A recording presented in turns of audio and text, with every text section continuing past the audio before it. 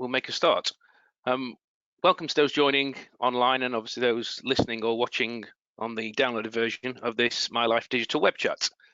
Today we'll be discussing preference and consent management and the digital trust advantage it can bring.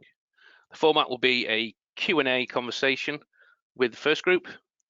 And as individuals, we want a personalized digital experience, the same way organizations want to provide relevant, appropriate, and compliant communications. We'll talk through how to get a project off the ground, what the pitfalls and processes are, and the results. In the interest of clarity, the topics have been pre-shared, and there will be the opportunity for the audience to post questions in the chat area, and we'll get to those at the end. My name is Luke Smalley. I'm an account director at My Life Digital, and I joined the company at the start of 2020, having previously worked in cybersecurity for 18 years. My Life Digital are a UK headquartered software as a service company providing preference and consent solutions that enable organizations to rebuild trust with their customers and maintain regulatory compliance. Our mission is to develop solutions that bring people closer to their data. We empower individuals and organizations to work in partnership to understand, control, and gain mutual value from that data for positive outcomes. I'm joined today on the webinar with my colleague, Richard Nichols. Rich, would you like to introduce yourself, please? Yes, thanks, Luke. Good afternoon, everybody. My name is Richard Nichols. As Luke says, I work for My Life Digital as well. I'm responsible for customer operations, which ultimately means that I'm responsible for implementation of our solutions with our customers. Thanks, Rich. And then last but certainly not least, we're joined, like I said, by Duncan Wall from the first group. Duncan, do you want to give us an introduction to yourself briefly, and then also for those who perhaps don't know, what the first group are all about? Yeah, sure. Hi, everyone. So my name is Duncan Wall. I'm head of what we call Rail IT within the first group. I've headed up this function now for around about 13 years, but I actually started in the rail industry around about 23 years ago. So yeah, I talk quite a lot about trains and computers, which is not necessarily the most exciting subject to a lot of people, but we're going to give it a go today. In terms of who First Group are, so First Group are a British company. They were founded actually by amalgamation of two bus companies, one in Weston-super-Mare, one in Aberdeen, some years ago now, around about 30 years ago now. And they've actually now grown into what we call a pan-US, UK transport conglomerate. So we have 5 main business divisions, of which we're actually larger in the United States now. So within the United States, we have a student division who run the contracted yellow school bus services. We've got around about 48,000 yellow school bus services. And so we're the biggest operator by some distance of those yellow school buses. We run another division called Transit, who run municipal local authority bus services under contract with local authorities and municipal authorities, things such as universities, hospitals. We also run, for those in the UK, primarily will understand this one, the Greyhound coach service over there, which is the iconic brand name for the coaches over there. And then within the UK, we have 2 main divisions. We have the UK bus divisions, where we operate around about 24% of the bus services across various municipal authorities within the UK. And then finally, the division that I'm responsible for in terms of the IT strategic direction, which is the rail division. Within the rail division itself, we actually have 4 major franchises and 1 open access agreement.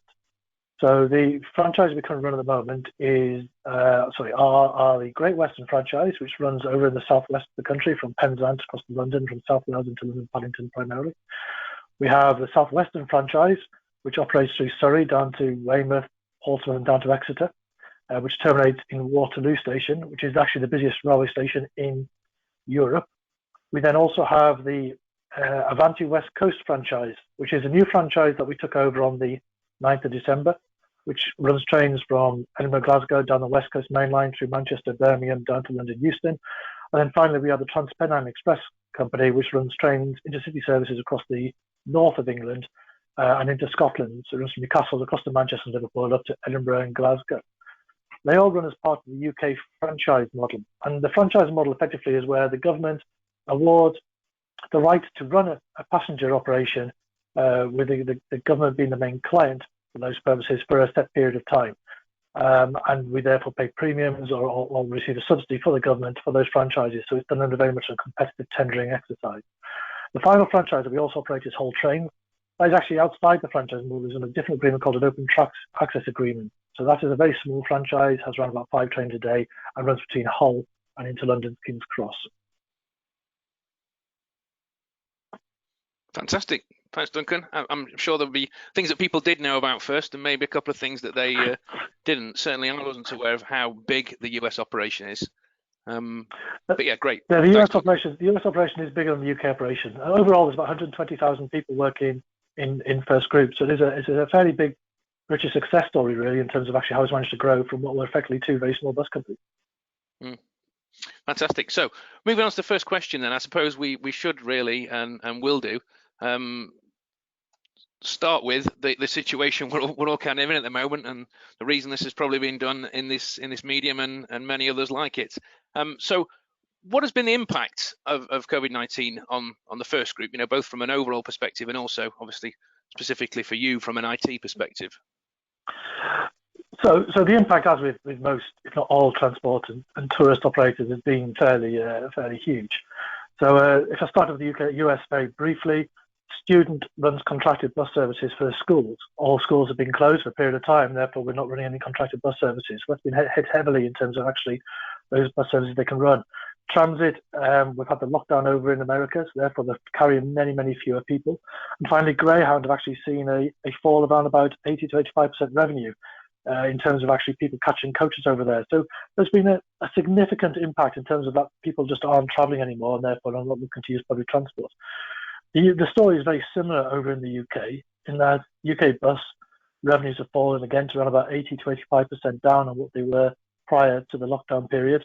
And rail is a very similar exercise, between 80 and 95% actually, in terms of actually how much revenue has fallen.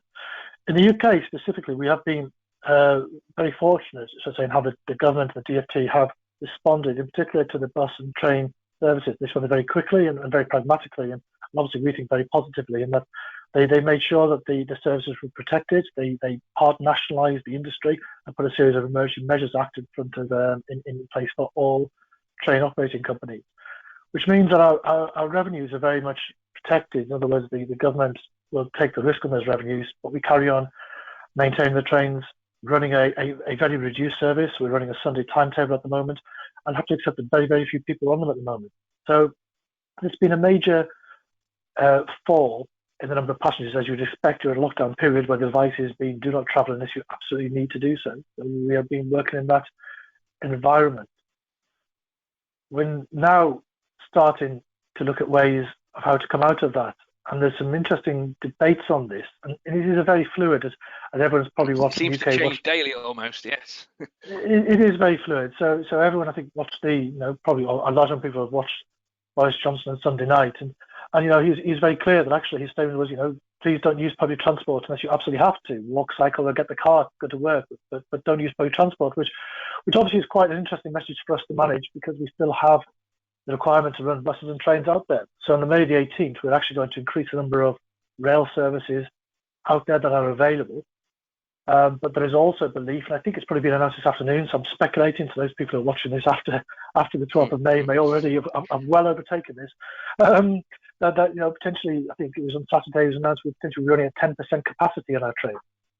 So we've got to maintain social distancing on these trains, and getting down to a capacity of 10%, if you imagine a train in the UK, and imagine it's got 4 cars, and it carries about 80 people on each of those cars, you've got 320 people. Conceptually, we can carry 30-odd people along our trains before we're actually at capacity level, which is not very many. So we've got the whole recovery piece now that we really need to focus on, and obviously we're taking very much government guidelines on this. But I'd emphasise that though this particular webinar, we'll come on to this, is about digital trust, and obviously I work in the IT area and data is what I focus on, and therefore we're very much working on how we improve our digital relationship with our customers. We now have to do that very much in tandem with physical trust. How are we going to convince our customers that our railways are safe to travel on again? How do we make sure that they feel confident to travel on trains again? And in some respects, I think it's going to be a wider problem for the whole country. It's coming out of lockdown where you've been in a bubble for a period of time.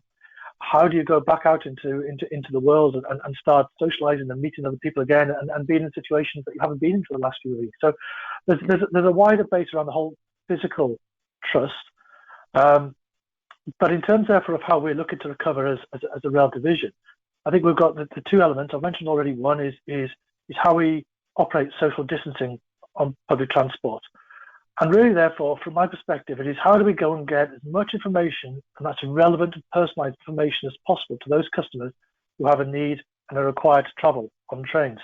So I've got to make sure that we're giving them the right information at the right time to make those so they can make decisions and actually try and help improve this relationship we have between ourselves and our customers. And the second part of it, which is likely to be much longer now, from the announcements about furloughing staff today, it seems very much that when do we get the trains back into normal operation? So at some stage, the government financial support will be reduced, and we need to track people back. And that again comes back to what's the message, the marketing messages, what's the service messages, and how do we go and reassure customers through a digital medium that the trains are actually still their best option, that actually they are better than the car or other options out there for travel, which could be cycling or walking in some respects. But so you cover the physical side there. What about specifically the IT side? What have you been doing over these last weeks and what will be months? Are you just sitting at home with your feet up, or is it still all hands on deck? What's the situation been for you? So the first part for us was like most organisations. It was getting everyone to work remotely. So we had to close all of our main offices down and make sure we could still run a train service from our offices.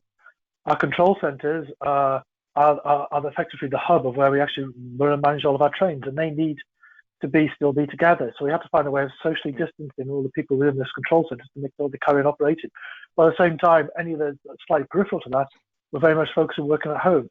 At the same time, by our very nature, we're moving people around the country. So we have staff at stations and on trains, and we have to make sure we're giving them all the right support they need so they can carry on doing their jobs in a safe manner. So there's been a lot of work associated with just getting ourselves into the lockdown period and making sure that people can carry on working. And then the last few weeks has been very much now about the recovery exercise, which is driven by the timetable change next week, where we're going to markedly increase the number of trains out there. And again, preparing ourselves to make sure that we're giving the right information to our customers. So how do we introduce improve the seat reservation systems on trains? How do we make sure we let customers know how many people are on each train? And a lot of data isn't necessarily readily available at the moment. We've got to try and find ways of getting it and then making it more available. So there's a lot of work going on in just trying to get ourselves in a position to improve the flow of information to our customers as and when we start running these trains again. Fantastic. So the challenge is still there, but just in different places, I suppose. Before we move on to the next question, we should probably just mention the backdrop on this slide, which is the train that's been named after Captain Tom, probably soon to become Captain Sir Tom or Sir Captain Tom, whichever way around that goes. It was named last week, and it was a Great Western named it. They announced it on the day of his 100th birthday. I thought it was mildly they named it Captain Tom Moore, and it's quite a difficult exercise to name a train. They did it very quickly, and it was a good recognition of all the service he's done for us in terms of both his service, but also actually in terms of the work he's done for the NHS. I thought it was mildly ironic he was promoted on the same day that we named him as Captain to Colonel Tom Moore, but everyone still knows him as Captain Tom, I believe. Yes, and I think we've all found that strange enough, things can get done quite quickly when they need to be, which is I think going to put a whole new light on how we work in the future. So just moving on then to the next question, and this is around how the business case was built specifically for preference and consent management. We experience a lot of situations where it's sometimes considered the hot potato, and it's passed around between marketing and IT and legal and compliance. How was it pulled together at first, and just talk us through that process, if you could, please. So it originated obviously with the onset of GDPR, which was the May 26, 2018, I believe, was a date that actually GDPR was in place. And we're conscious that we have a huge number of customers on our marketing database that we market to on a regular basis, that we exchange information with. And with the whole GDPR element, we realized we had to go and change the way that we were creating trust with our customers. Previously, we'd made the assumption that everybody who engaged with us was eligible to be marketed to, and it was quite a different exercise to unsubscribe to. But with GDPR, that changed. So So we very much focused to begin with on where we wanted to be as first group, which was we were very keen that if you wanted to engage with us, we wanted your explicit consent. We do still retain the right to do some legitimate interest in terms of if you're traveling on a train and we know you're traveling on a train and we've got some relevant information, we will share that with you. But generally speaking, for any marketing type activity or any information about how the train service is operating, we were very much conscious that we needed explicit consent. So our business case was therefore driven around the timescales, as I show a large number of people were, around GDPR compliance and the risks associated with a failure of it, which obviously are quite considerable, and also the legal fees associated with having to deal with any customer queries or complaints about the way we were managing their data. I think we have to be very fair in that the rail industry does receive quite a lot of negative press. It is very seen by some people as a necessary evil in terms of they have to commute to work. Nobody really wants to commute to work. Well, this is certainly in the old days, and they were paying for the privilege to do so. So there is sometimes a negative impression of the rail industry, performances in the railway as well as value for money. So we're very conscious that we needed to improve the way that we sell ourselves and market ourselves and extol the virtues of rail travel, which we still think are quite substantial. We started off with the GDPR compliance piece as being the cornerstone of what we need to achieve, which was the driving date. But as soon as we did the explicit consent and we sent emails to all of our people in our databases and asked them to go and register, we found we had a huge fall in the number of our marketing customers to around about between 3 and 5% of the number we had to begin with. So for the likes of one of our rail companies, it fell from 2.5 million to 50,000. For one of them, it was 4 million to round about 200,000. And when we're a company that does actually compete against coach, air, for travel markets, but also to go and actually encourage people to travel by train, it's very important we have that capability to market to people and keep them informed as to what we're doing. So the second part of the business case, which came after the GDPR compliance element and after we'd actually gone live with the GDPR solution, was we needed to go and increase the number of opt-in customers.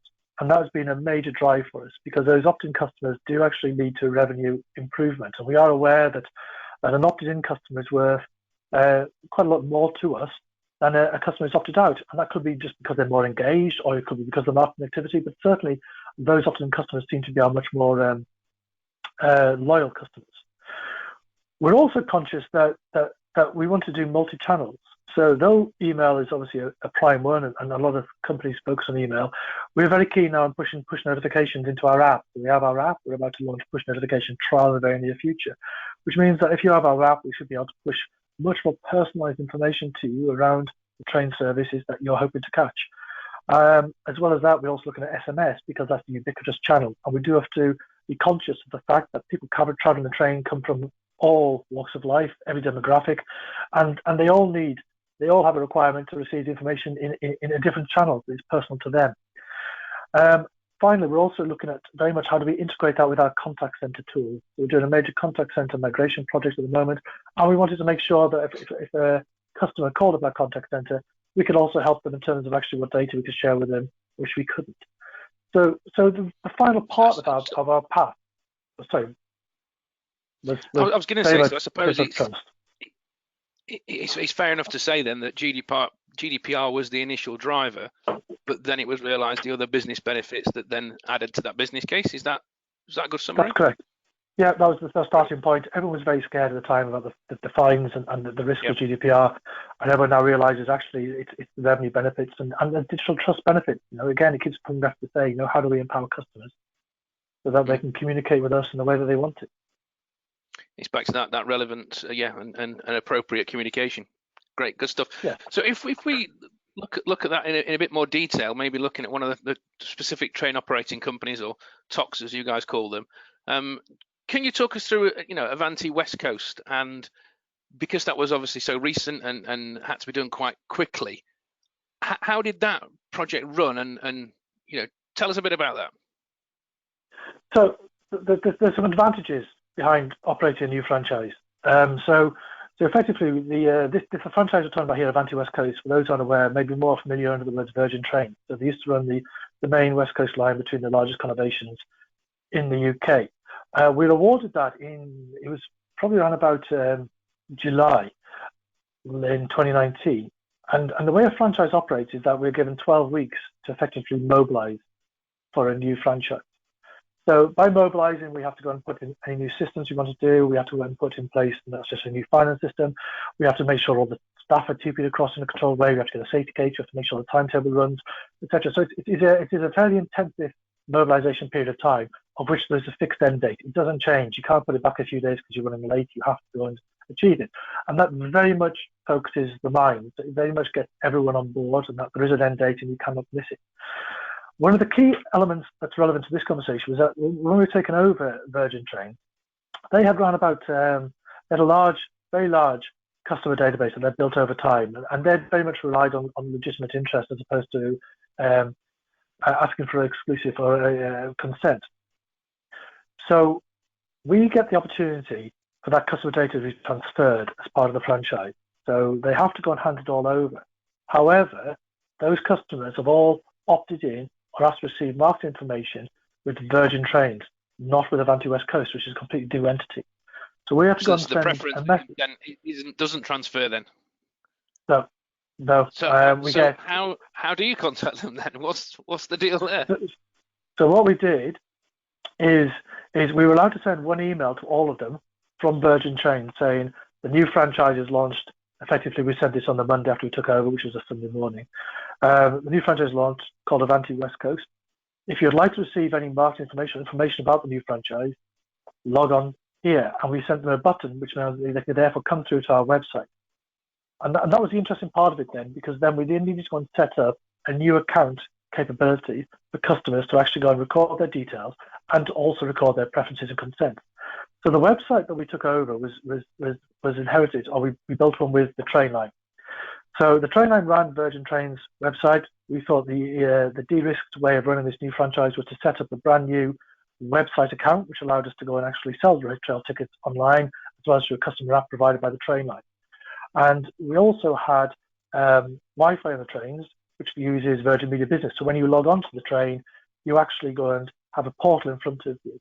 And we decided to go and build Concentric into those two channels.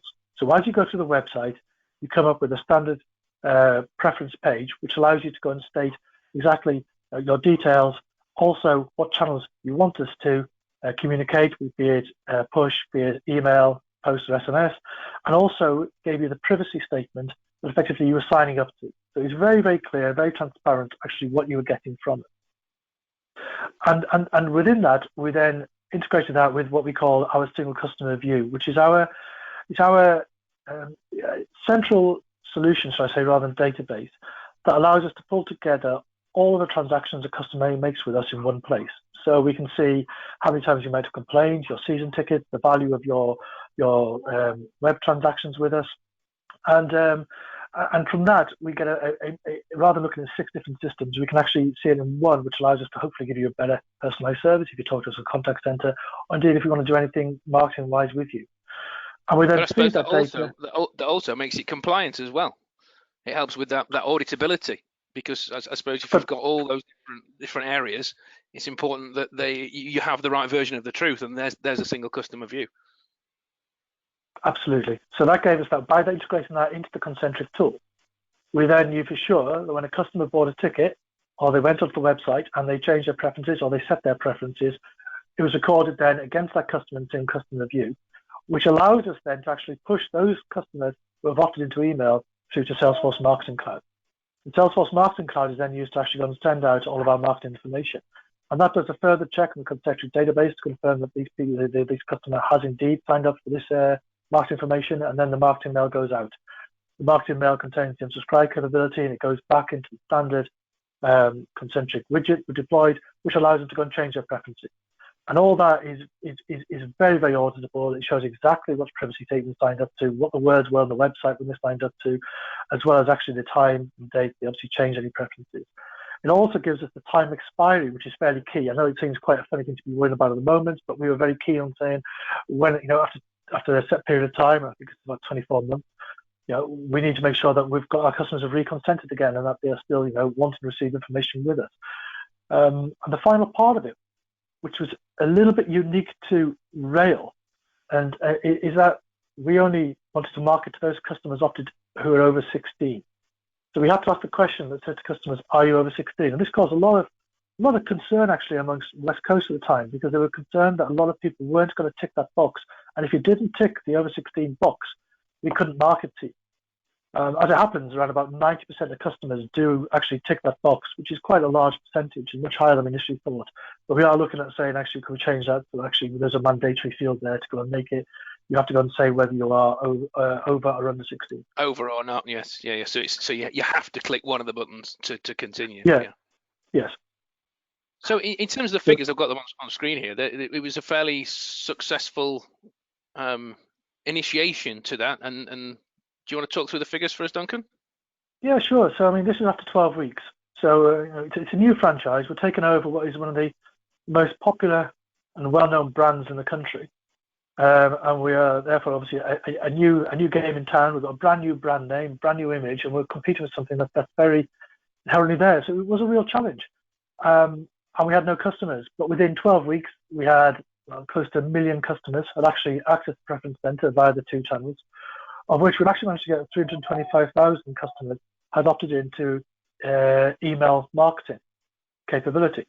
So if you think about where we are with some of our other rail franchises who haven't got this deployed at this moment in time, but we've had for 2 or 3 years, they're still on around about the 60 to 80,000 mark. But by going in here early on and actually encouraging people through those 2 channels, we seem to have massively increased the number of customers who have indeed opted into marketing. And do you think that's based on the fact that people had the ability to, tailor that to how and how often and what topics potentially they wanted to be contacted about? It's hard to say. I mean, we did a big campaign with Nectar to begin with, and they helped us because they've got a large database, and they pushed it out and encouraged people to come and register, which did help. But we haven't actually managed to get the full customer feedback yet, because we've obviously been hit quite heavily that after 12 weeks we then got the whole COVID-19 issue, and that's dropped. Even now we're still getting 1,000 a week or so actually registering who are still travelling on trains. I think it's more to do with the ease of it. I think it's because people actually go and get this when you connect to the Wi-Fi, and it's quite a simple, very straightforward thing to do. You have to record your details regardless, and it's very simple just to go and actually collect your preferences. So I think it's something about the ease and simplification of it. And the integration and the ease as much, yeah. Yeah, I think so, from a customer perspective, certainly.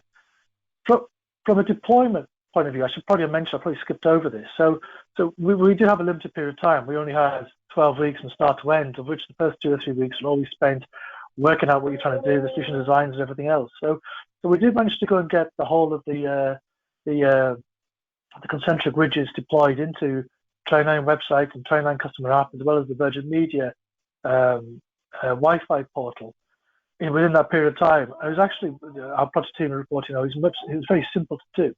There's a little bit of work around the integration between the single customer view, which is our primary source of truth and concentric, and that took a little bit longer. But certainly getting the core preferences put into here was quite straightforward, and it was very useful to have, because we only get 1 day to launch this franchise, and we were worried that if we attract lots of people to that franchise the first day and we didn't have this in here, we potentially would be missing quite a large number of customers. Yeah, interesting, and seemingly a very well run and fantastically smooth project, but I'm not sure that that there are any projects that go like that. So in terms of the challenges and the pitfalls, what did you come across and that you may have expected to happen, and some things that maybe you didn't? There's always those sorts of things. Can you touch on any of the challenges? So I think our first challenge was obviously the build versus buy challenge. We did start off with the idea of do we actually build our own preference center, which effectively is built into our single customer view, and that's where we started from. And I think that demonstrated that A, we lost a huge number of customers, and B, we didn't actually attract any new ones. It was just very much a stable database, and so we actually haven't got any or very many new opted-in customers across our existing franchises. So the idea of actually therefore buying one where we didn't have to worry about this bespoke code, and obviously from an IT side of things, we don't really like bespoke code. I'd much rather have a supported environment that people who dedicate their lives to it know dumps are better than me. So we very much had to make that decision on the build versus buy piece. We are now rolling it out further. But there's the other challenges we had I'll probably jump on to a piece later on here, is the approval process. So it has taken us longer than we would have liked to have done this, primarily because, again, it is who owns this and how do you get all the relevant people to sign up to it. So from my perspective, and I don't know if you've got to slide this later, but my perspective, we had to go and get First Group Legal have to approve it. The train operating company data control officers, the marketing managers, the finance teams, procurement team, the manager directors, and IT. And we've got 4 train operating companies, each with their own execs, with their own teams, who all need to have to buy into this. So it was and much other things. Our bigger problem in some respects is starting a project because we've got such a wide range of people involved in it. And we had an advantage with West Coast in that because it was a fixed date, it was 12 weeks, and we had to make a decision quickly. We were able to go and short circuit a lot of that, and the relevant people just made the call very, very quickly. So that has been quite useful. But for us, it's helped in that we've now got a really good case study, which the others are now very keen on following. So we're now looking to extend it to our other train operating companies as soon as we can, really. Yeah, and in terms of those decision-making processes, where were the difficulties in that? Was everybody on? But I mean, I assume marketing. I assume were quite positive and interested. What was the reception that you got, and how did you end up with that responsibility? Where did it decide that IT were going to run the project? So I think I probably didn't say enough about rail division. So the rail division I work for, I work in the centre. So therefore, I look across all the train operating companies we have. And each of those train operating companies operates to a large degree as a separate entity. So the advantage I have is that I and my team work across all these different train operating companies, have a centralised view. Therefore, I've got a much greater opportunity to try and force things across all 4 train operating companies where it is consistent than these individual talks who sometimes trying to say, well, I want to do something different. So I do try and force a standardization piece, which is why I ended up possibly driving this more than most, because I don't necessarily think it should have been driven by IT. But also, I was very keen on replacing some of that bespoke code, putting a much more supportive environment in place. And I wanted to grow this whole concept. I wanted to make sure that the investment we're making in our same customer view and in our tool sets and our people was actually driving some real business value as opposed to just being a bit of an IT hobby horse. So it was something that very much that we drove from an IT side of things. And we just had the support of finance behind us, which has helped us get in there, I suppose. And that's always the challenge of as you'll know, of IT projects in general are not necessarily seen as being of benefit and a business enabler. It's sometimes difficult to force that point home. And I suppose, like you say, with the results you've had to date, it's quite easy to then go and pitch it or suggest it to other talks. And is that the process that you're following? Is this going to go stateside, or what's situation with next steps, I suppose? So we've got an agreement in place with MyLife Digital to look at a whole enterprise agreement, which is how and where can we roll this out further. So yeah, once we have all the train operator companies in place, we'll be looking at our bus franchise and seeing how our bus franchises get an opportunity to do anything with this. And there is still the opportunity of the US. I don't know if people are aware of First Group, but we had the US business over there. There was some debate before the whole COVID-19 that we may be selling those. So those businesses, are slightly further behind. And I'd also argue that apart from pockets of the United States, they're quite a long way behind in terms of what they want to do around their GDPR equivalent, which I know California are quite keen on. Some of them aren't. I'm quite so worried, shall I say, about their customer data. Good stuff, great. So, just want to summarise for us, then, Duncan, the whole sort of process and your feeling about whether the right decision was taken, and what's your overall feeling of how you approach preference and consent, and is that a positive one? I'm hoping you're going to say yes, obviously. Yeah, I would say, and the work we've done with managers has been, it's been excellent, it's been great, they've been very flexible. I think, don't get me wrong, working across 4 different companies who all want to do their own thing, who all think they're slightly different, is a challenge. And I'm sure anybody who works in a group environment understands that. There are advantages to working in a group and there's disadvantages. So I think, generally speaking, the biggest challenge of this has been the drive to keep going when there always seems to be another person who has to go and say yes before you get through to it. It's been a success because we've demonstrated that actually having this own consent, own preference tool in terms of what we've done on the West Coast has proven that all the theory behind it, because remember, a lot of this was theory. A lot of this idea was, will it actually drive up our number of opt-in customers? We didn't know for sure. We were fairly hopeful it would, but we didn't know. And that has obviously been completely demonstrated, and that gives us more capability to do stuff. We're interested in doing more around things like progressive consent. We're going to integrate the widget into a number of different third-party channels over the next few months. So we are going to extend its usage, and I think we've only just touched the surface of what we think we can do with the tool in terms of improving our ability to actually improve our marketing opportunities across a number of different channels. And I think we start with email, the simplest one, and everyone knows it. But we do see our biggest future is around things such as push notifications and apps. Great, fantastic. And just sort of bringing it back around to the where we started with the digital trust aspect of it. Where do you see that going next? How important is that to First Group, and what's the next stage? I suppose you sort of touched on, the progressive consent, but just in time type consent, as I call it. Yeah, I think it's probably getting here to the final part here, where we're continuing looking to build up trust with our customers. I mentioned earlier, alluded to earlier, that there's quite a lot of negative connotations in the media and on the social media around rail travel. It's very easy to go and have a bad experience and to vent about it, and for it to be, for everyone to hear about it, and people aren't quite so good at praising the good experiences they've had. So, but that's just the nature of the industry we're in here. So we've got to continue to build up our trust with our customers. I mentioned there's the physical aspect as well, but there's that digital piece. And really, we want to reassure them about train travel. We want them to recognise the benefits of rail travel over different types. We're looking to help them, reconnect with families and friends. And that's going to be very important in the coming months, because people are getting increasingly isolated, and they are looking for the moment that they can get out and about and go and see those people they do love.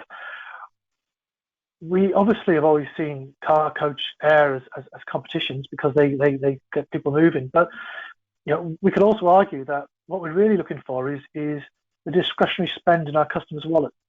How can we help them be convinced that travelling to see family and friends, or travelling to see an experience or a sport event or whatever, is worth spending that money over some other, which could be a new dress, or it could be a whatever. So we're conscious we need to really build up our whole relationship with our customers, which comes along with trust.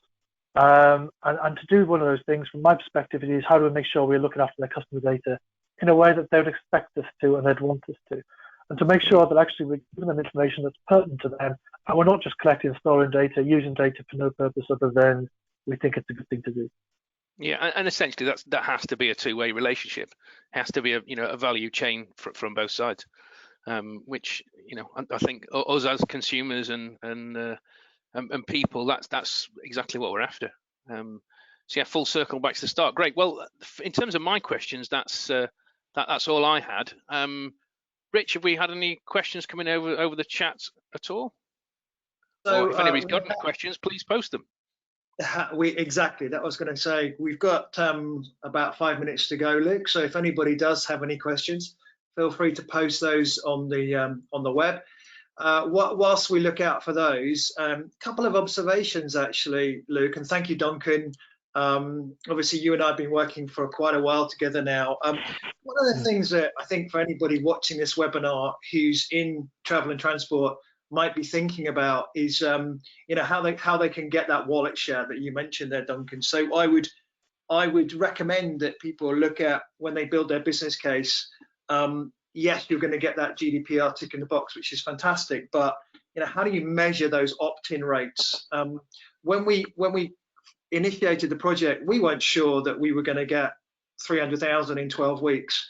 But what I would urge everybody on this call to do is make sure that you have a way of measuring success quickly, so that once you've implemented, you can gauge almost daily how progress is being made. And Duncan also touched on one other thing, which I think is crucial, is time to market. Get something in front of your customers quickly. We kept the widget. The widget was that kind of interface that you saw on one of the screens. Keep it simple, but keep it effective, because you can always build on top of that. So that was just like a couple of observations there, Luke. Duncan, hopefully that made sense. Yeah, That's great. Thanks. And have we had any questions, or have we been that thorough that we've answered everybody's questions already? It looks like we've been totally thorough, Luke. Fantastic. And almost on time as well. We're a little bit early. Great. So we'll bring it to a close there then. Thanks, Duncan, especially. Thanks to Rich for being on the panel, and of course thanks to the people that are listening and watching this now or at a later date. Thank you. Thank you. Thank you very much, everyone. Bye.